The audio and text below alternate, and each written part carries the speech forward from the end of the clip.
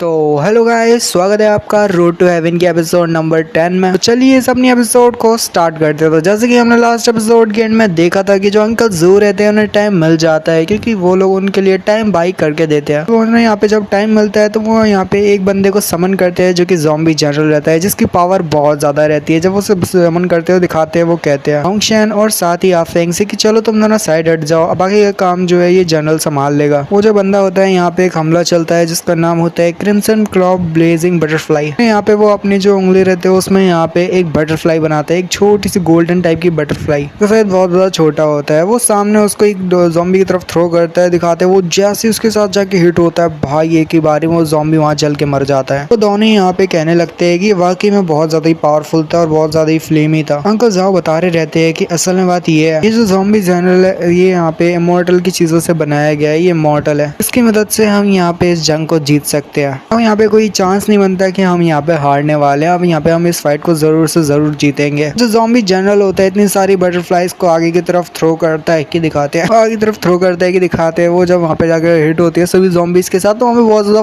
Fire हो जाती है। आफेंग कह रहा रहता है कि तो बहुत ज्यादा ही पावरफुल है। आफेंग को दिखाते हैं जो कि बहुत ज्यादा खुश होता है और कहता है कि लगता है जैसे अब यहाँ पे हमारे पास चांस है इस बॉस को हराने का। जबकि दिखाते हैं अंकल जाओ जो रहते हैं वो कह रहे होते हैं कि देखो यहाँ पे इतनी ज्यादा जल्दबाजी मत करो, मेरे ख्याल से यहाँ पे इतना ज्यादा स्ट्रगल करने की कोई भी यहाँ पे तुम्हें जरूरत नहीं है। आफेंग कहता है क्या कहने की कोशिश कर रहे हो, जबकि जो अंकल जाओ रहता है बताते रहते हैं कि मतलब नहीं कि ये जो लड़की है कितनी ज्यादा स्ट्रांग है, भले ये विच क्लैन से है, पर आखिर में जाके ये है भी तो एक डेड बीइंग, यानी एक मरी हुई इंसान जो कि एक विच है। हमें बस इसके ऊपर ये तलिस्मान को लगाना होगा, वो भी इसके एकदम नोज के ऊपर, जस्ट इसके नोज के ऊपर ये लगा दोगे तो काम बन जाएगा और ये पूरी तरह से डिस्ट्रॉय हो जाएगी। जैसे दिखाते हैं वो ज़ॉम्बी जनरल जो रहता है बहुत सारे हमले चलता है और एक हमला जो रहता है वो सामने उस लड़की की तरफ थ्रो करता है, पर यहाँ पे जो लड़की के साथ वाला जो वो रहता है गार्ड यानी टाइजुआन, वो आगे बढ़ता है और बड़ी तेजी के साथ आगे बढ़ते हुए उस हमले को अपने ऊपर लेते हुए वहाँ पे ब्लॉक करने लगता है दोनों स्वॉर्ड के साथ। फिर हमें बाद में पता चलता है कि एक्चुअली में ये सिर्फ एक भ्रम था, उसको उल्लू बनाने के लिए वहाँ पे पीछे से वो लड़की निकलती है यानी कि होंगशेन निकलती है। होंगशेन निकलते साथ ही वहाँ पे उस बंदे को जमा देती है और साथ ही आगे बढ़ते हुए उसके ऊपर तलिस्मान लगाने लगती है कि तभी वो लड़की बहुत ज्यादा स्ट्रांग होती है। तो अपनी आईज में ही कुछ ऐसा करती है, ऐसी पावर से ही उसको मतलब देखते हुए साथ ही उस ज़ॉम्बी जो होता है यानी टाइजुआन उसको पावर दे देती है। जब यहाँ पे टाइजुआन को पावर मिलती है तो फिर से उसकी कैद से बच जाता है और बड़ी तेजी के साथ आगे बढ़ता है पीछे से हमला करने के लिए। पर जो होंगशेन रहती है वो यहाँ पे जल्दी से उसके हमले को ब्लॉक करती है और देखती है पीछे की तरफ, जहाँ पे दिखाते हैं दूसरी तरफ जो होते हैं वही होता है क्रिम्सन ब्लड जनरल होता है, उसके पीछे वो लड़की आ जाती है। आफेंग कह रहा होता है ये क्या हुआ एक सेकंड के लिए, जबकि जो जनरल सॉरी अंकल लियो जो होते हैं वो कह रहे होते हैं कॉर्प जनरल जल्दी यहाँ पे इंसिनरेट करो। अचानक से बहुत ज्यादा ही फायर रिलीज होती है। अंकल जाओ बहुत ज्यादा हैरान होते हैं और कहते हैं यहाँ पे आखिर हुआ क्या। अंकल जाओ की जब सामने से फायर हटती है तो वो दिखाते हैं, मतलब हम देखते हैं कि यहाँ पे जो वो लड़की रहती है उसने उस कॉर्प जनरल के अंदर ही यहाँ पे अपनी वोट्स को निकाल दिया होता है। उसको मतलब चारों तरफ से उसके अंदर से वोट निकल रही होती है, जबकि यहाँ पे अंकल जाओ कह रहे होते हैं कि ये क्या, ये इसने तो यहाँ पे ज़ॉम्बी जनरल के अंदर से इतनी सारी वोट को निकालते हुए उसकी फायर को सप्रेस किया है क्या। यहाँ पे वो पता करते हैं और कहते हैं नहीं ये सप्रेशन नहीं है, इसको सप्रेस नहीं किया गया, बल्कि ये तो अपनी वुड की हेल्प से जो इतनी भी फ्लेम्स वगैरह है जो कि ज़ॉम्बी जनरल के अंदर से निकल रही है उसको एब्जॉर्ब कर रही है। फिर हमें बताया जाता है कि यहाँ पे अब वो फ्लावर लोटस बन रहा होता है ज़ॉम्बी जनरल और साथ ही उसकी फ्लेम, और जब यहाँ पे वो लड़की उसके अंदर फ्लावर्स को अपनी वुड को डालती है तो हमें पता नहीं कि वो फ्लावर लोटस निकल के आ जाते हैं। तो ऐसे तरह के लोटस है जो कि फ्लेम से बनाए गए हैं, जो कि फ्लेम से पैदा होते हैं। अंकल जाओ यहाँ पे बहुत ज्यादा हैरान होते हुए कह रहे होते हैं क्या ये रूमर सच है, मेरे को तो लगा नहीं था कि ये सच है। और ये वाकई में गोल्डन फ्लेम लोटस है जिसके बारे में मैंने बहुत पहले सुना था। ये एक तरह का स्पिरिट ट्रेजर है जो कि बहुत ज्यादा ही हाईली मतलब एक्सपेंसिव होता है। लोटस जो होते हैं वो नॉर्मल लोटस से बिल्कुल अलग है, अगर इनको बेचा जाए तो इनकी दाम बहुत ज्यादा होगी। आफेंग आगे बढ़ता है और कह रहा होता है कि मूव ओल्ड मैन, हटो यहाँ से, मैं सबको संभालता हूँ। और वो कह रहा होता है ओल्ड मैन चलो मैं तुम्हें यहाँ पे टाइम बाई करके देता हूँ, जबकि तुम आगे का सबको सोचो और मेरे को जल्दी से बताओ कि आगे हम लोग क्या करें और कोई प्लान वगैरह बनाओ जिससे हम यहाँ पे सामना कर सके। फिर यहाँ पे होता क्या है, आफेंग यहाँ पे सोचता है कि वो यहाँ पे रोक के रख सकता है, पर जब वो अपनी तलवार को आगे बढ़ाता है तो एक ही साथ उसकी तलवार टूट जाती है। आफेंग अपने स्वॉर्ड पे गुस्सा उतारते हैं और कहता है ये कमीनी स्वॉर्ड ये यहाँ पे इस वक्त पे क्यों टूट गई। तो हमारे अंकल जाओ रहते हैं वो यहाँ पे जल्दी से हमारे आफेंग को एक स्वॉर्ड देते हैं और कहते हैं चलो इस स्वॉर्ड को पकड़ लो, इसको चलाओ और ये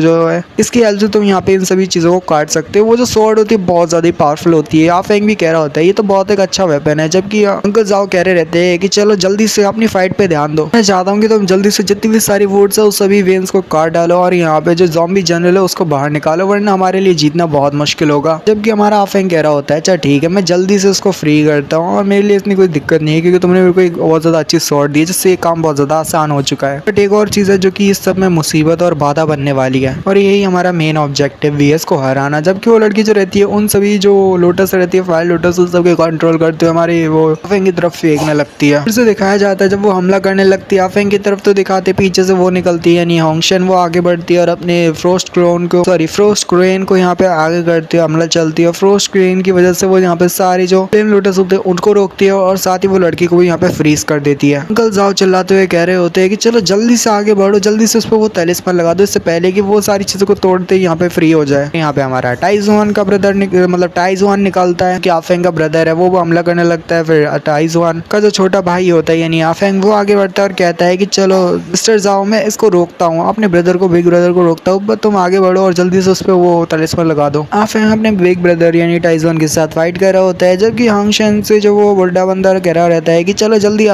आगे बढ़ो और जल्दी से उसके ऊपर वो तलिस्मान लगा दो। लगता नहीं कि ये बर्फ के छोटे छोटे टुकड़े यहाँ पे जल्दी से इसको रोक पाएंगे। वो पूरी तरह से फ्रीज होती है यानी आइस क्वीन सॉरी वो डीमन क्वीन वहाँ पे फ्रीज होती है कि यहाँ पे जो जल्दी से वो रहती है यानी होंगशन आगे बढ़ती है उस पर लगाने ही लगती है कि यहाँ पे दिखाते वो बर्फ पूरी तरह से टूट जाती है और जो डीमन क्वीन रहती है वो यहाँ पे फिर से मतलब सॉरी विच रहती है वो यहाँ पे फ्री हो जाती है। अंकल जाओ चला रहे रहते हैं ये तो बहुत ज्यादा बुरा हुआ। उसके बाद दिखाते हैं अचानक से एक जो बटरफ्लाई होती है क्योंकि वही जनरल की बटरफ्लाई है वो आगे लगती है। ज़ॉम्बीज़ जनरल की बटरफ्लाई होती है ना वो फ्लेम वाली वो आगे लगती है हमारे डायरेक्ट होंगशन के ऊपर और होंगशन बहुत ज्यादा पीछे हट जाती है। अंकल जाओ बहुत ज्यादा हैरान होते हैं और कहते हैं कॉप्स जनरल आखिर तुम यहाँ पे ये हमला क्यों करे तो हमारे ऊपर हमला क्यों करे हो। कॉप्स जनरल को दिखाते हैं जो कि यहाँ पे अपने ही साथियों के ऊपर हमला कर रहा होता है यानी कि बोल सकते हो इसने होंगशन के ऊपर हमला किया है। तो जिससे पता चलता है कि यहाँ पे जो अंकल जाओ है वो यहाँ पे कॉप्स जनरल को अब बिल्कुल भी कंट्रोल नहीं कर पा रहे। अब असली कंट्रोल जो है वो यहाँ पे उस विच के हाथों में है जो कि यहाँ पे इस जनरल को कंट्रोल कर रही है वो डीमन लड़की। अंकल जाओ भी कहते हैं कि अब मैं इसको ज्यादा देर तक कंट्रोल बिल्कुल नहीं कर सकता अभी उस विच के कंट्रोल में है। जबकि दिखाते हैं कॉप्स जनरल जो होता है वो विच के हाथों में चला गया होता है। अंकल जाओ कहते हैं तो बहुत ज्यादा बुरा है अब लगता नहीं हम कुछ कर पाएंगे अब हम यहाँ पे क्या करेंगे। जबकि लड़की कह रही होती है होंगशन की यहाँ पे पैनिक मत करो मेरे पास अभी भी एक लास्ट ट्रिक है एक ट्रम्प कार्ड है जिसका यूज करते हम यहाँ पे शायद से जीत सकते हैं। बूढ़ी औरत रहती है वो बता रही रहती है फ्रोस्ट ट्रेन स्वॉर्ड के बारे में और यहाँ पे वो असल में जिसको ये सारी चीजें बता रही रहती है वो होंगशन ही रहती है। होंगशन की आप पैट्रियाज दादी माँ या जो भी कह सकते हो कंफर्म तो नहीं है पर वो बता रही रहती है कि होंगशन ये जो स्वॉर्ड है इसका नाम है फ्रोस्ट ट्रेन क्योंकि यहाँ पे तुम स्पिरिट सोल्जर बन चुकी हो तो इसलिए हमने तुम्हारे लिए यहाँ पे एक गिफ्ट को प्रिपेयर किया हुआ है। तुम इसको एक कॉन्ग्रेचुलेटरी